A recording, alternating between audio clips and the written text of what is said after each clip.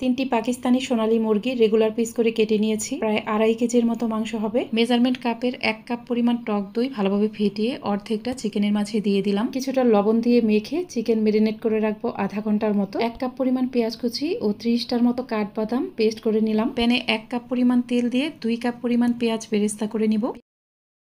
বাকি তেলের মাঝে সমস্ত গরম মশলার পাশাপাশি একটা জয়ত্রী ভালোভাবে হাত দিয়ে গুঁড়া করে নিলাম। এগুলো তেলে দিয়ে অল্প একটু পেঁয়াজ কুচি দিয়ে দিলাম 2টা তেজপাতা, 3 চা চামচ ঘি। একটু ভাজা হলেই দিয়ে দিলাম ভর্তি করে 2 টেবিল চামচ আদা বাটা, ভর্তি করে 2 টেবিল চামচ রসুন বাটা। পর পেঁয়াজ বাটা দিয়ে মশলাটা ভালোভাবে কষিয়ে দিয়ে দিলাম বাদাম বাটা ও অবশিষ্ট টক দই। 1 চা চামচ মরিচের গুঁড়া, 1 চা চামচ ধনিয়ার গুঁড়া, স্বাদ মতো লবণ দিয়ে মশলাটাকে খুব ভালোভাবে কষিয়ে নিতে হবে। মশলা একদম ক্রিমের মতো হয়ে গেলে দিয়ে দিলাম মেরিনেট করা চিকেন। পানি ছাড়াই চিকেনটাকে ঢাকনা দিয়ে ঢেকে চুলার হাই হিটে কষিয়ে নিতে হবে। মাঝে মাঝে একটু নেড়ে দিবেন। চিকেন কষানো হয়ে গেলে দিয়ে দিলাম 1.5 কাপ পরিমাণ লিকুইড দুধ, কিছু কিশমিশ ও কয়েকটি আস্ত কাঁচামরিচ দিয়ে প্যানটা ঢেকে দিলাম। ঝোলটা একটু ঘন হয়ে গেলে অর্ধেকটা পেঁয়াজ বেরেস্তা দিয়ে আবারও প্যানটাকে ঢেকে দিলাম। কিছুক্ষণ পর দেখবেন ঝোল আরো অনেকটাই ঘন হয়ে গেছে।